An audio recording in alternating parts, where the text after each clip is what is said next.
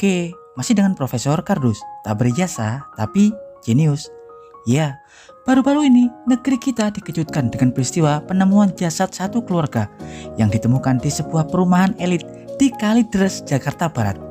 Yang hingga kini misteri tentang kematian 4 jasad satu keluarga tersebut belum terjawab.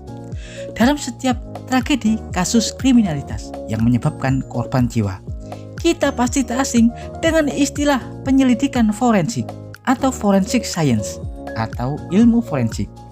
Ilmu forensik dikenal sebagai bagian dari cabang keilmuan analisa kriminalistik. Bidang ilmu ini digunakan untuk penerapan penyidikan atau investigasi peristiwa perdata atau pidana. Ilmu forensik menaungi berbagai metode analisa kriminalistik, meliputi analisa DNA, sidik jari, pola noda darah, pemeriksaan senjata api dan balistik, analisis alat bukti, serologi atau analisa serum cairan tubuh, toksikologi atau analisa bahan kimia beracun, analisis rambut atau serat, entomologi atau analisis hewan atau makhluk di sekitar yang berhubungan dengan kematian korban seperti lalat, belatung, kumbang, dan lain-lain. Juga patologi, odontologi, antropologi, dan berbagai jenis analisa yang kompleks. Ahli forensik mengumpulkan, menjaga, menganalisa bukti-bukti ilmiah yang terkait pada kasus kriminalistik, terutama kasus murder atau pembunuhan. Dalam kasus pembunuhan, hal utama atau penyidikan awal yang akan dilakukan oleh para ahli forensik sebelum proses otopsi adalah menentukan kapan korban meninggal. Pada korban atau mayat pembunuhan atau kecelakaan, harus diketahui kapan tanggal kematiannya untuk mencari tahu bagaimana korban meninggal dan siapa-siapa saja yang ada di sekitar korban saat tragedi tersebut. Ahli akan melihat tubuh korban, memeriksa suhu tubuh, dan memeriksa posisi dan kondisi tubuh korban. Setelah pemeriksaan menyeluruh, ahli kemudian akan mengungkapkan perkiraan waktu kematian. Dan pertanyaannya, bagaimana ya para ahli forensik menghitung waktu kematian korban? Dan kali ini, Profesor Kardus akan mengulas tentang proses atau cara awal para ahli forensik untuk menghitung waktu kematian seorang korban. Tapi sebelum Profesor Kardus mengulasnya, jangan lupa like dan subscribe di channel Profesor Kardus. Tak berijazah, tapi jenius, untuk mendapatkan notifikasi-notifikasi dan informasi terbaru dari sudut-sudut bumi dan sudut-sudut alam semesta lainnya. Ya, sebenarnya banyak metode untuk menentukan waktu atau usia kematian korban pada peristiwa kriminalistik atau kecelakaan. Dan beberapa metode yang paling sederhana akan coba Profesor Kardus jelaskan. Dalam proses kematian seseorang, kondisi tubuh atau jasad merupakan hal yang paling penting. Jasad para korban harus steril dan tak boleh terkontaminasi atau tersentuh aktivitas manusia selain penyidik dan para ahli forensik. Menurut para ahli forensik, jasad adalah sumber yang kaya akan bukti-bukti otentik untuk menentukan apa yang terjadi pada korban. Diketahui, tubuh adalah sumber informasi yang tak bisa dibohongi. Saat jantung berhenti berdetak, jasad akan mendingin, kaku, dan kemudian membusuk. Pada umumnya, manusia hidup akan memiliki panas atau suhu tubuh sekitar 98,6 derajat Fahrenheit. Hal itu diperoleh oleh aktivitas metabolisme dan peredaran darah aktif. Tapi ketika sirkulasi darah dan pasokan udara dari jantung terhenti, saat kematian, suhu tubuh akan turun 1 hingga 2 derajat Celcius setiap jam hingga mencapai suhu kamar pada sekitar 30 jam setelah kematian. Dari sanalah para ahli bisa menghitung suhu jasad. Semakin hangat suhu tubuh, bisa dipastikan mayat tersebut baru saja meninggal. Dan jika suhu tubuh sudah sampai pada suhu kamar antara 15 derajat hingga 20 derajat Celcius, berarti jasad tersebut sudah meninggal dalam tempo lebih dari 20 jam. Kemudian kondisi mata. Setelah mengalami kematian, pupil akan melebar dan cairan optik akan makin mengering. Dalam ilmu forensik diketahui ada 4 metode atau tanda postmortem atau pemeriksaan jasad yang dapat digunakan untuk investigasi awal. Di antaranya adalah pallor mortis, alcur mortis, rigor mortis, dan livor mortis. Yang pertama adalah pallor mortis. Saat jantung berhenti berdetak, sirkulasi dari darah ke seluruh tubuh kemudian berkurang. Organ yang terletak jauh dari jantung seperti kulit akan berhenti mendapatkan asupan darah. Hal itu menjadikan jasad tampak pucat.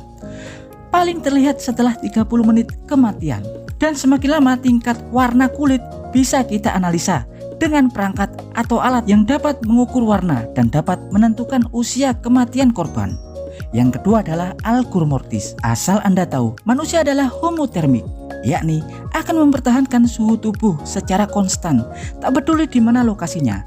Suhu tubuh ini diseimbangkan oleh asupan darah dan oksigen dari jantung, juga proses metabolisme tubuh. Saat jantung berhenti berdetak, suhu tubuh akan turun 2 derajat per jam. Pengukuran suhu tubuh yang paling akurat didapat dari bagian dubur. Dan yang ketiga adalah rigor mortis, salah satu aspek paling penting. Hampir seluruh penyelidikan awal menggunakan analisa ini. Rigor artinya kaku, mortis artinya kematian. Rigor mortis adalah analisa untuk melihat kondisi kekakuan jasad. Rigor mortis akan membaca tingkat kekakuan dan kontraksi otot tulang dan berbagai jaringan syaraf. Rigor mortis dapat mengetahui apakah jasad korban telah dipindahkan atau ditekuk dengan sengaja, diberdirikan, didudukan, dan lain-lain. Dengan rigor mortis, korban pembunuhan atau bunuh diri dapat dengan mudah untuk diketahui. Relaksasi otot-otot dan jaringan akan menggambarkan bagaimana jasad tersebut meninggal dunia. Setelah kematian, aktivitas otak menurun hingga benar-benar berhenti total. Tanpa sinyal dari reseptor otak, otot-otot akan rileks. Sementara setelah kematian antara 1 hingga 2 jam. Baru setelah itu rigor mortis atau kekakuan terjadi. Hal ini karena terjadi dekomposisi tubuh yang disebut autolisis. Autolisis adalah proses penghancuran sel oleh enzim dalam sel itu sendiri. Fase rigor mortis atau tingkat kekakuan dapat diamati dari awal rigor mortis dari 2,5 jam pertama hingga 36 jam kemudian. Setelah 36 jam, diketahui kekakuan akan mulai melunak yang akan diiringi oleh proses pembusukan.